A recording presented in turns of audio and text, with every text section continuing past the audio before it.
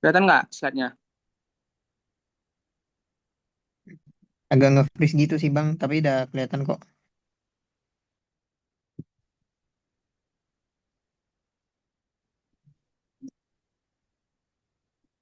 Recording in progress.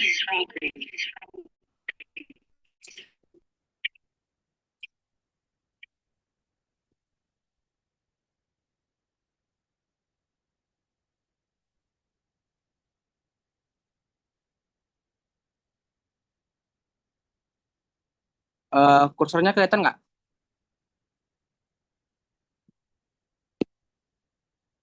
Kelihatan Bang. Kelihatan Bang, tapi agak nge-freeze gitu sih Bang. Kayaknya sinyalnya ya. Ya udahlah. Oke, kita lanjut. Kita mulai aja. Jadi praktikum minggu ini kita akan masuk ke bab neuro muskuloskeletal. Jadi ada tiga sistem di sini, ada sistem saraf, sistem muskulo, dan sistem skeletal. Suara aku jelas kan?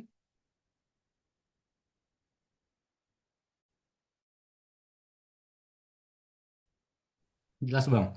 Jelas Bang. Oke, oke, oke, oke. Nah, yang pertama kita bahas terlebih dahulu sistem saraf. Sistem saraf itu adalah sistem yang mengatur dan mengkoordinasikan seluruh aktivitas yang ada dalam tubuh kita. Nah, dia ada dua, ada sistem saraf pusat, ada sistem saraf tepi. Nih. Terus kita akan bahas di sistem saraf pusat itu ada organnya. Apa aja organnya? Ada encephalon atau otak, ada medulla spinalis. Nah, pada otak itu dibagi lagi menjadi dua yang akan kita bahas yaitu ada cerebrum, ada cerebellum, otak besar dan otak kecil. Terus kalau di sistem saraf tepi pada histologi itu kita perlu mengetahui bagaimana sistem saraf tepi potongan longitudinal, bagaimana potongan transversal. Terus ada yang namanya ganglion, ada ganglion spinalis dan ada ganglion simpatis. Nah, yang pertama terlebih dahulu kita bahas itu di sistem saraf pusat. Nah, di sistem saraf pusat itu tadi kan terdiri dari otak dan medulla spinalis. Nah, dua organ ini adalah dua organ yang sensitif di mana dia perlu adanya pelindung gitu. Nah, apa pelindungnya? Yang pertama kita tahu kalau otak dan medulla spinalis itu ada ada di dalam tengkorak atau skull. Kalau kalau si medulla spinalis itu ada di dalam foramen vertebralis. Terus kita bahas terlebih dulu yang di otak ini. Eh, di bawah skull itu ada namanya lapisan meningens yang melapisi organ otak itu. Nah, lapisan meningens ini terdiri dari tiga lapisan.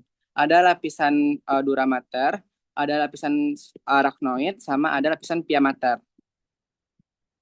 Nah, lapisan dura mater itu terbagi lagi menjadi dua. Ada sisi yang dekat dengan skull yaitu periosteum dura mater. Ada yang dekat dengan si arachnoid yang namanya meningeal dura mater. Nah, terus di bawahnya ada yang namanya lapisan arachnoid yang ini. Nah, lapisan arachnoid ini dia memisahkan antara si dura mater dan si pia mater. Nah, terus si pia mater itu lapisan paling dalam yang langsung menempel pada otak gitu. Nah, di antara lapisan-lapisan ini, di antara lapisan dura dan arachnoid itu ada namanya spasium subdura. Ingat aja spasium subdura. Spasium itu tuh ruangan, subdura itu di bawah dura gitu. Di bawah dura mater. Nah, ini. Terus di bawah arachnoid ada namanya spasium subarachnoid. Spasium itu untuk ruangan, subarachnoid di bawah arachnoid yang ini. Nah, di spasium subarachnoid itu kita akan melihat jala-jala jaringan ikat kolagen dan di sini adalah tempat terletaknya si CSS. CSS itu apa? CSS itu adalah cairan cerebrospinal di mana fungsinya nanti untuk pelindung atau bantalan bagi organ otak dan medulla spinalis di mana dia dihasilkan oleh plexus choroideus di ventricle lateral 3 dan 4 gitu. Selain sebagai bantalan dan pelindung, si CSS ini juga berfungsi untuk menyalurkan nutrisi bagi otak dan medulla spinalis. Gitu. Kita lanjut ke sel saraf. Nah, sel saraf itu kan dia sebenarnya dibagi menjadi tiga bentuk, tapi secara umum Sel saraf itu pasti memiliki yang namanya badan dan akson. Nah, di sini kita lihat strukturnya. Yang pertama itu ada sel atau soma yang ini. Terus penjualan-penjualan dari soma ini, yang ini, diberikan dendrit. Nah, satu cabang yang ini, yang kayak ekor itu, nah itu namanya akson. Dan di bawahnya ada sinaps, akson terminal. Ya ini aja sih. Oh ya, nah yang bungkus-bungkus ini namanya selubung melin. Nah, selubung melin itu kalau pada sistem saraf tepi dihasilkan oleh sel Schwann. Sedangkan pada sistem saraf pusat, selubung melin ini dihasilkan oleh oligodendrosit. Oke. Nah, celah di antara selubung melin ini dinamakan nodus Ranvier. Nodus Ranvier itu fungsinya untuk mempercepat hantaran listrik menuju ke akson terminal. Jadi, konsepnya di sini itu dengan saltatory conduction. Jadi, hantaran listrik itu lebih cepat, meloncat-loncat gitu, melewati si nodus Ranvier. Oke. Nah, setelah itu kita akan bahas di mana apa namanya, neuron itu atau saraf itu dibagi menjadi diklasifikasikan lagi menjadi dua pengklasifikasian. Yang pertama berdasarkan bentuknya, berdasarkan eh, keluarnya penjularan dari badan sel, yaitu berdasarkan akson dan dendrit. Nah, yang pertama ada namanya neuron unipolar, di mana dia bersifat sensorik. Nah, dia ciri-cirinya dia sel sarafnya itu cuman satu penjuluran gitu. Jadi ini badan selnya ini akson dan dendrit gitu. Terus dia ada di ganglion sensorik sama saraf spinalis. Terus yang kedua ada neuron bipolar. Nah, neuron bipolar itu neuron sensorik murni, di mana dia tuh ada dua penjuluran. Nah, jadi bentuknya itu kayak badan sel, terus ada akson, ada dendrit gitu. Hanya dua penjuluran. Terus dia terdapat di uh, mata, hidung gitu. Terus ada neuron namanya neuron multipolar. Nah, kalau neuron multipolar itu semua neuron motorik. Nah, ciri-cirinya itu kayak ini. Jadi ada satu badan sel dan ada satu penjuluran akson dan banyak penjuluran untuk dendrit. Itu multipolar. Jadi kalau bipolar dia cuma ada satu akson, satu dendrit. Kalau unipolar dia cuma ada satu ini, akson dan dendrit gitu. Nah, kalau multipolar itu semua neuron motorik. Terus dia banyak di SSP juga. Apa lagi ya? Oh ya, berdasarkan fungsi. Tadi kan berdasarkan apa akson yang keluar dari si badan selnya. Nah, sekarang berdasarkan fungsinya ada tiga jenis neuron. Yang pertama ada neuron aferen. Nah, neuron aferen itu neuron yang merupakan neuron sensorik, di mana dia kerjanya itu menyalurkan impuls listrik yang di apa namanya, yang diambil dari reseptor. Jadi kalau ada rangsangan kan dideteksi oleh reseptor. Nah, reseptor ini mengubahnya ke sinyal listrik yang diteruskan melalui neuron aferen ini. Nah, nanti diteruskan ke otak dan diproses gitu. Nah, kalau yang kedua itu ada neuron eferen. Neuron eferen itu neuron motorik, di mana dia berfungsi untuk menghantarkan impuls yang telah diproses di sistem saraf pusat ke organ efektor gitu. Terus ada neuron interneuron yang menghubungkan antara neuron aferen dan neuron eferen. Contohnya kayak teman-teman misalnya apa lagi masak gitu pakai sendok besi yang panas.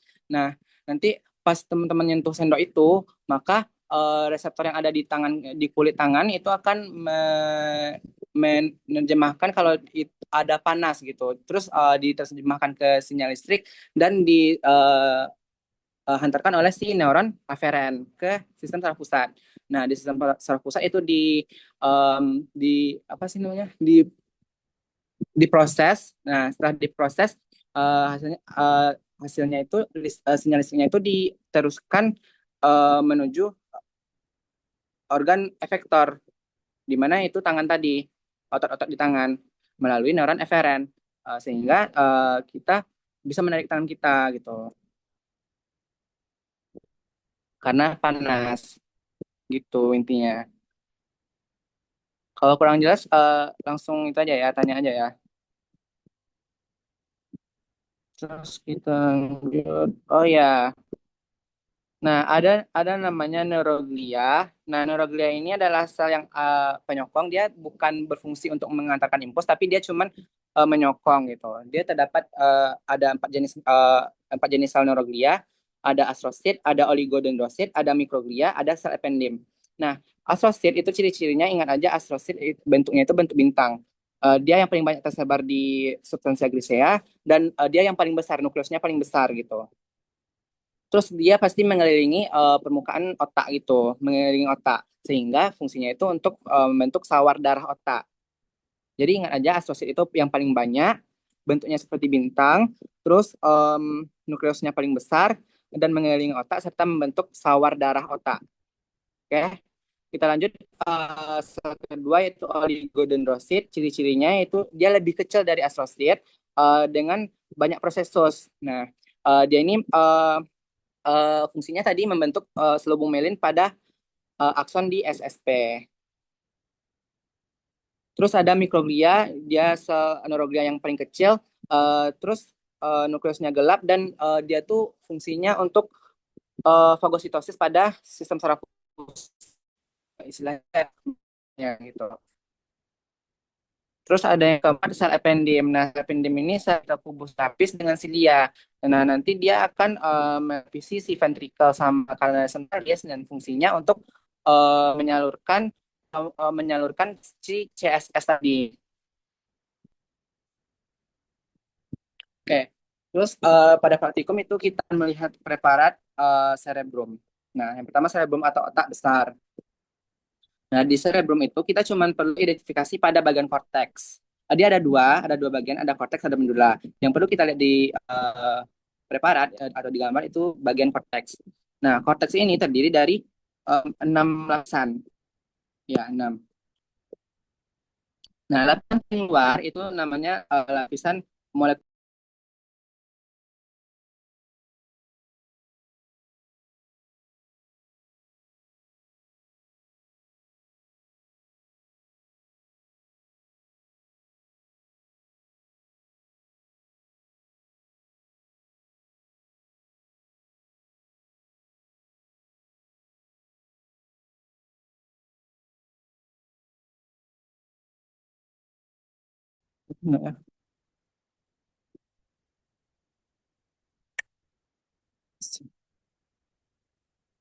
Slide-nya udah kelihatan belum?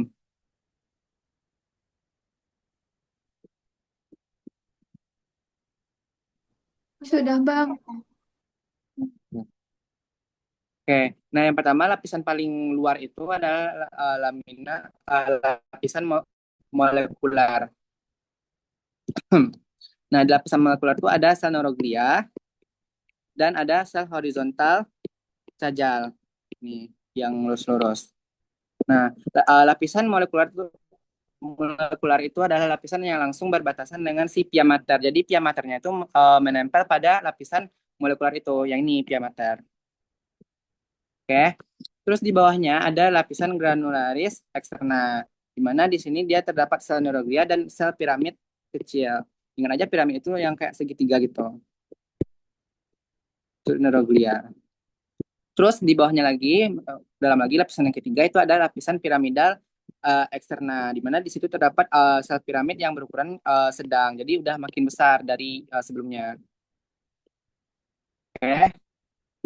Lanjut lagi ke yang keempat itu adalah lapisan granularis interna, di mana di situ terdapat sel granula dan sel piramid serta sel neuroglia. Nih. Oke. Terus di dalam lagi yang ini lapisan piramidal interna, di mana di situ ada sel neuroglia dan ada sel piramid besar. Nah, sel piramid besar itu yang ini. Nah, sel piramid besar itu juga kita sebut dengan namanya cell beds. cell beds. Nah, di bawahnya lagi itu ada lapisan multiformis di mana dia lapisan paling dalam dan berbatasan langsung dengan si substansia alba yang ini. Terus di sini ada beberapa jenis sel, ada sel fusiform, ada sel granular, sel Martinotti, dan sel stellata.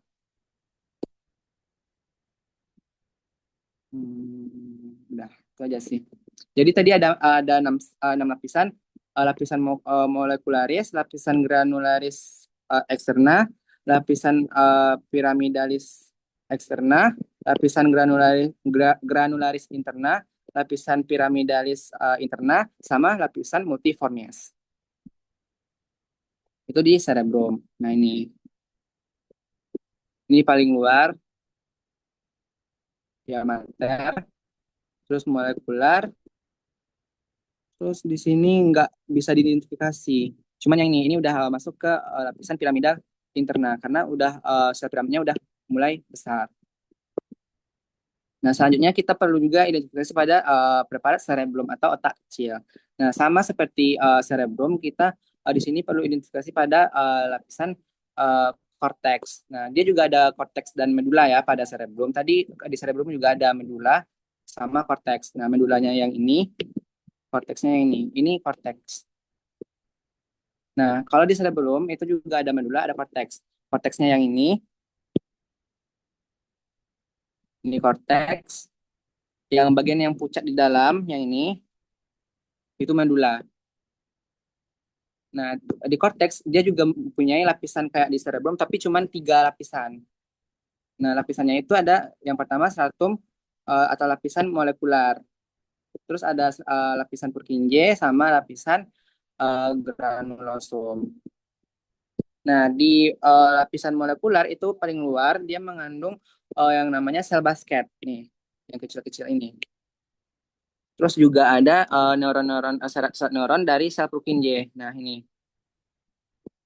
Nah, sel neuron dari sel Purkinje. Terus di bawahnya ada yang namanya lapisan Purkinje, yang pastinya isinya itu sel Purkinje yang ini. Nah, yang paling dalam itu adalah stratum granulosum. Di sini terdapat yang namanya sel granula dan sel Golgi tipe 2. Terus ruang-ruang kosong ini itu dinamakan glomerulus. Nah, kalau di paper ini kita bisa lihat lapisan molekulernya yang ini, yang pucat. Terus yang bintik-bintik ini, nah itu lapisan Purkinje. Yang di dalam ini, nah itu adalah lapisan sel granular. Nah, kalau yang putih ini bukan lapisan ya, ini adalah artefak karena kerusakan pada saat pembuatan preparat. Jadi ini bukan lapisan. Jadi sebenarnya ini tidak ada dan saling menempel gitu sebenarnya. Oke. Terus selanjutnya kita pindah ke organ yang ketiga yaitu medula spinalis. Nah, di medula spinalis kita perlu membahas strukturnya secara mikroskopik, struktur yang ada di substansia alba maupun grisea. Nah, beda dengan cerebrum dan cerebellum. Kalau cerebrum dan cerebellum kan tadi medulanya ada di dalam, terus di luarnya korteks. Kalau di medula spinalis itu substansia albanya itu ada di, oh ya, maaf ya, korteks itu sama dengan substansia grisea. Kalau medula itu sama dengan substansia alba. Ingat aja kalau alba itu kan putih, jadi dia lebih pucat.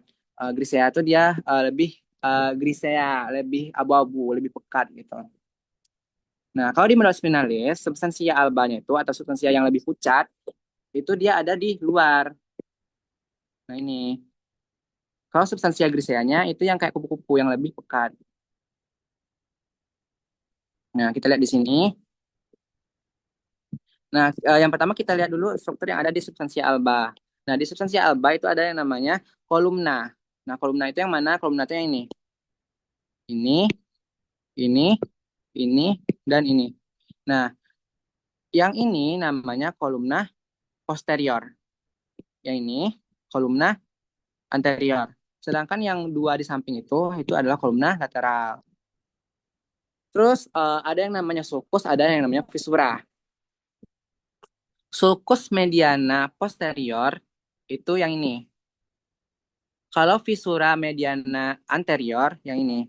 Jadi sulcus mediana posterior itu memisahkan kolumna posterior destra dan sinistra.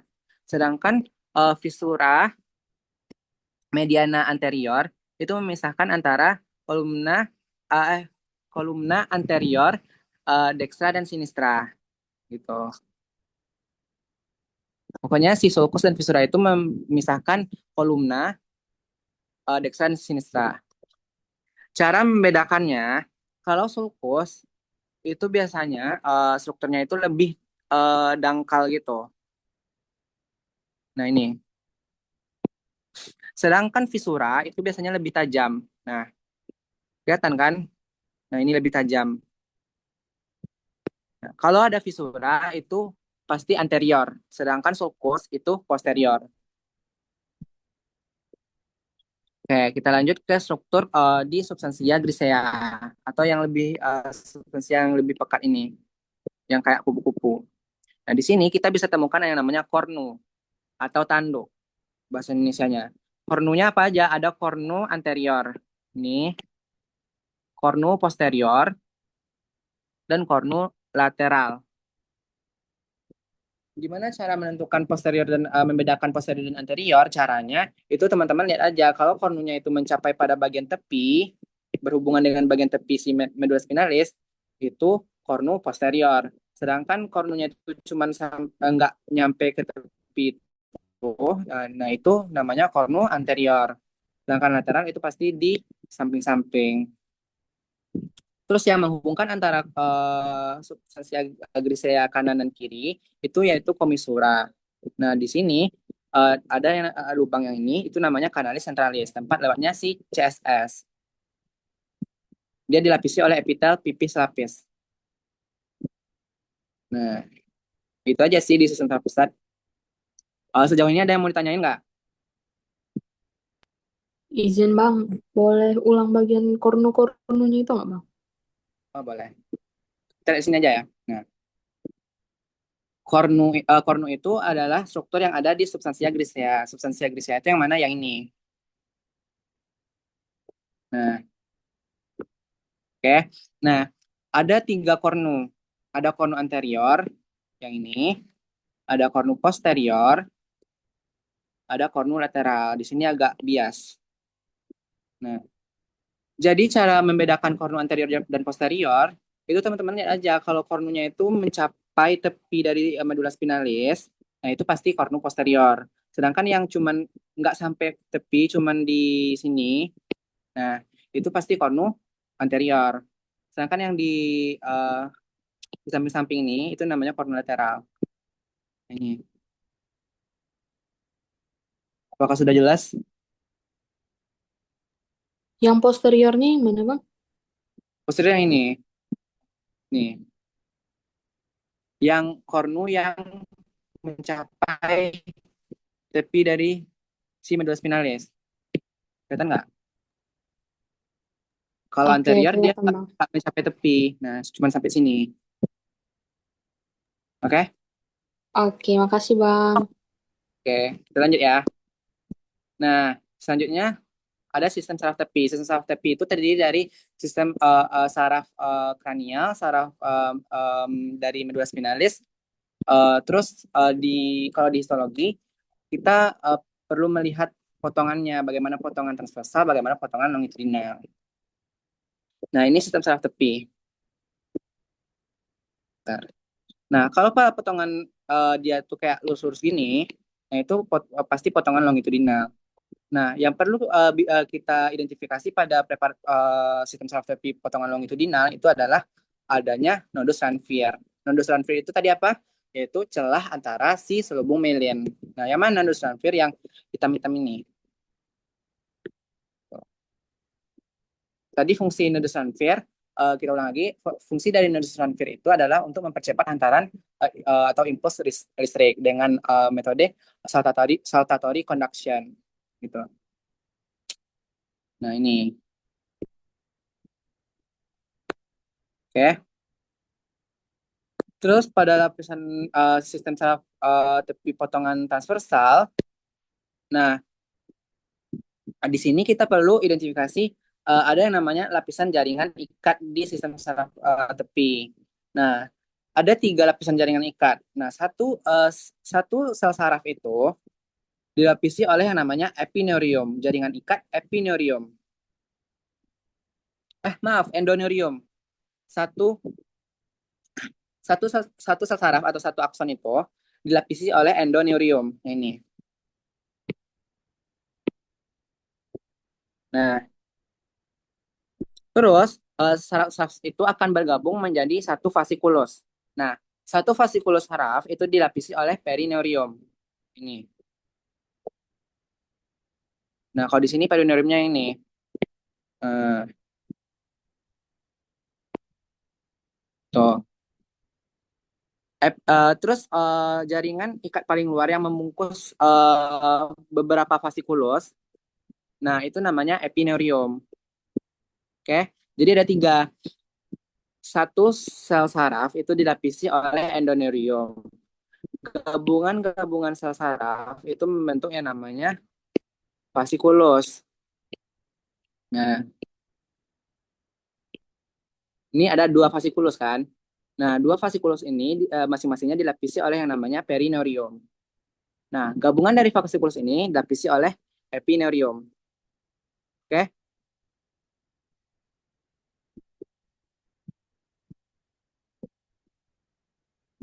Terus yang ini merupakan akson. Itu aja sih. Ini sel swan. Sel swan tadi fungsinya untuk memilinasi. Nah, kita lanjut ke ganglia. Nah, ganglia itu merupakan kumpulan badan sel saraf dan dia tuh dilapisi oleh jaringan ikat. Ya, ada 2 ganglia, ada ganglia spinalis, ada ganglia simpatis. Nah, di sini teman-teman harus hafal perbedaan dari ganglia spinalis dan ganglia simpatis. Nah, kalau spinalis itu dia terdiri dari neuron unipolar. Tadi neuron unipolar apa? Neuron unipolar itu neuron yang dia tuh hanya ada satu penjuluran. Akson dan delitnya hanya satu. Nah, tuh. Dia tidak ada penjuluran sel, tidak ada prosesos. Dan sel satelitnya banyak. Yang sel satelitnya itu yang ini.